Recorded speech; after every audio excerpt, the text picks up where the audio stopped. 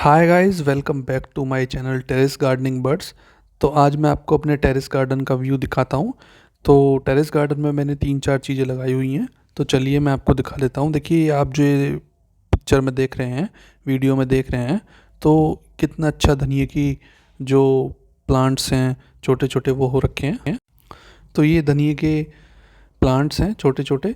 तो इनको मैंने बीज के थ्रू लगाया था। तो धनिया का बीज मार्केट में इजीली मिल जाता है। धनिया का बीज वही होता है जो हम साबुत धनिया घर में यूज़ करते हैं, उसी को दल के मतलब उसको 2 पीस करके वो साबुत आता है। तो उसको हम 2 पीस करके बो सकते हैं, उगा सकते हैं। तो उसका मेथड ये होता है कि आपको उसको 2 पीस कर लेना है।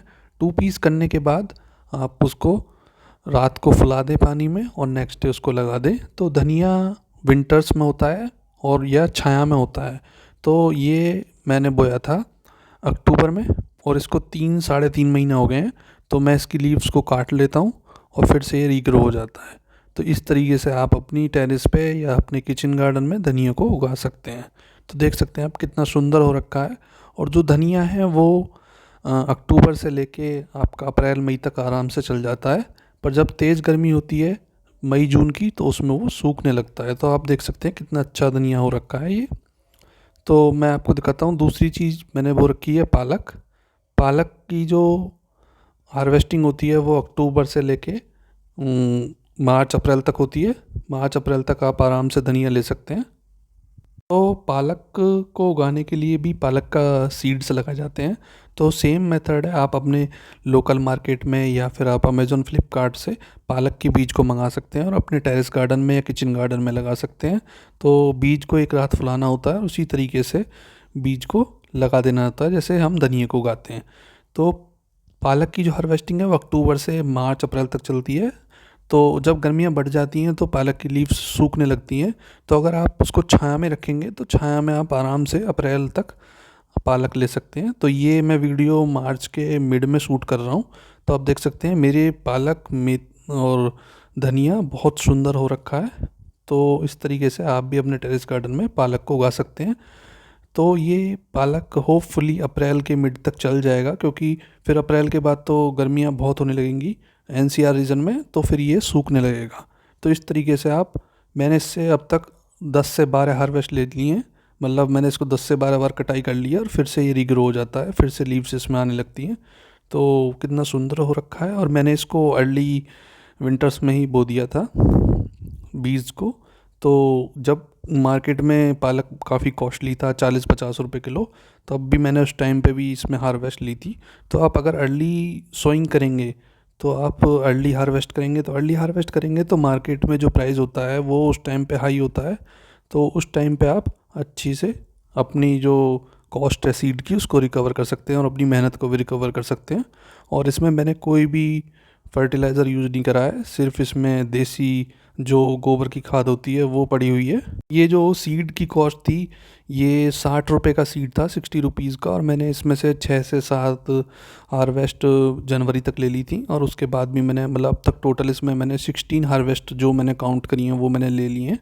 और शायद 1-2 फालतू ही ले ली होगी। तो आप इसमें इस तरीके से उगा सकते हैं और अच्छे से कॉस्ट को सीड की को रिकवर कर सकते हैं। और एक फ्रेश, बिल्कुल फार्म फ्रेश, बिल्कुल आप पालक मतलब ऑब्टेन कर सकते हैं। तो इस तरीके से आप भी अपने टेरेस गार्डन में पालक के सीड को उगाएं। तो अगर आप गमले में लगाना चाहें तो गमले में लगा सकते हैं, और ज़मीन है अगर आपके पास टेरेस है तो वहाँ पे भी लगा सकते हैं। और तीसरी चीज़ मैं आपको दिखा दूँ, ये बैंगन के पेड़ हैं। तो देख सकते हैं इन पे कितने अच्छे बैंगन इस टाइम पे लगे हुए हैं। तो बैंगन भी मैंने कम से कम 7 से 8 बार हार्वेस्ट कर लिए हैं। बैंगन में एक्चुअली कॉस्ट थोड़ी मेरे को हाई पड़ी थी। कॉस्ट इसलिए हाई पड़ी थी क्योंकि मैंने बैंगन की जो पेड़ हैं वो मैंने पौध बोलते हैं, जो छोटे सैपलिंग्स होते हैं, वो मैंने नर्सरी से परचेज़ करे थे। तो मैंने पर प्लांट 8 रुपीज़ का ये पर प्लांट बाय किया था। उसने 10 रुपीज़ मेरे को कोट करा था, फिर वो 8 रुपये पर प्लांट मैंने लिया था। तो मैंने 50 प्लांट्स लिए थे। तो मेरे को 400 रुपये करीब के पड़े। और 50 प्लांट्स में से क्या हुआ कि 10 से 12 प्लांट सूख गए। तो करंटली अभी 35 के अप्रॉक्स प्लांट हैं। तो मैंने इन पे से अभी बस 3 बार हार्वेस्ट ली है और एक हार्वेस्ट में मेरे को 3 से 4 किलो बैंगन मिल गए हैं। तो अभी कॉस्ट की बात करूं तो अभी मेरी कॉस्ट रिकवर नहीं हुई है, बट मेरे को एक फार्म फ्रेश बिल्कुल जो बैंगन है वो मैं बना ऑब्टेन करता हूं यहाँ से, तो हार्वेस्ट करता हूं। तो आप भी अपने टेरेस गार्डन में या फिर अपने किचन गार्डन में अगर आपके पास स्पेस है तो इस तरीके से बैंगन को लगा सकते हैं। पास की किसी भी नर्सरी से जाके आप पौध ले सकते हैं, सैपलिंग्स ले सकते हैं। और अगर आपके पास सैप नहीं मिलते हैं तो आप सीड से भी बैंगन को उगा सकते हैं। तो उसके लिए मैं एक सेपरेट वीडियो बना दूंगा, क्योंकि जितने भी प्लांट्स के बीच में गैप रह गया है, जो मेरे प्लांट्स सूख गए हैं, तो मैं उनके स्पेस पे और दोबारा से सीड से प्लांट को उगा के फिर से लगाऊंगा। तो आप देख सकते हैं सभी पे बैंगन आ रहे हैं, और ये बिल्कुल फार्म फ्रेश, बिल्कुल इसमें कोई भी फर्टिलाइज़र का यूज़ नहीं करा है, सिर्फ गोबर की खाद, टाइम टू टाइम गोबर की खाद वाटरिंग मैंने इसमें की है। और आप देख सकते हैं कितने सुंदर ये बैंगन के प्लांट हो रहे हैं।